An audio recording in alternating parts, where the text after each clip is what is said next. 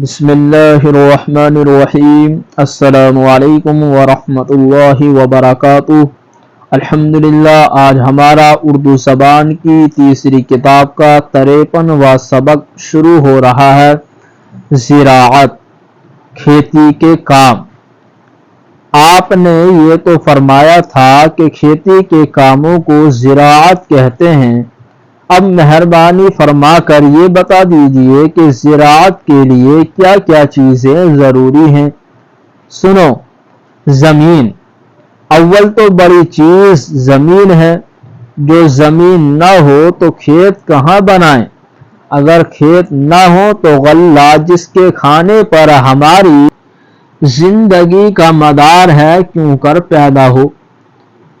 हल, ये भी ज़रूरी औजार है जिसके ज़रिए से खेत जोतकर मिट्टी को मुलायम करते हैं।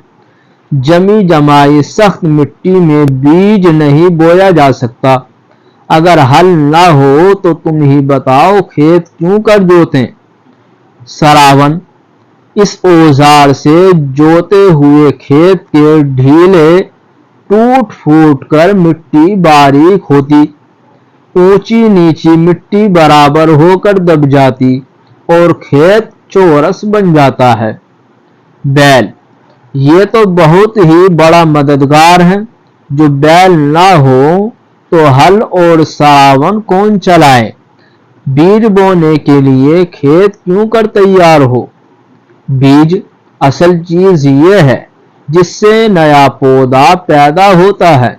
जो बीज ही ना हो तो बोए क्या खाक, फिर तो सब चीजें बेकार हैं। जोताई, बुआई, सिंचाई, निराई, कटाई, मुड़ाई यानी गाहना और ओसाई, ये सब ज़िराअत के काम हैं जो ज़मीन से पैदावार हासिल करने के लिए किए जाते हैं। अल्हम्दुलिल्लाह, आज का हमारा सबक मुकम्मल हुआ।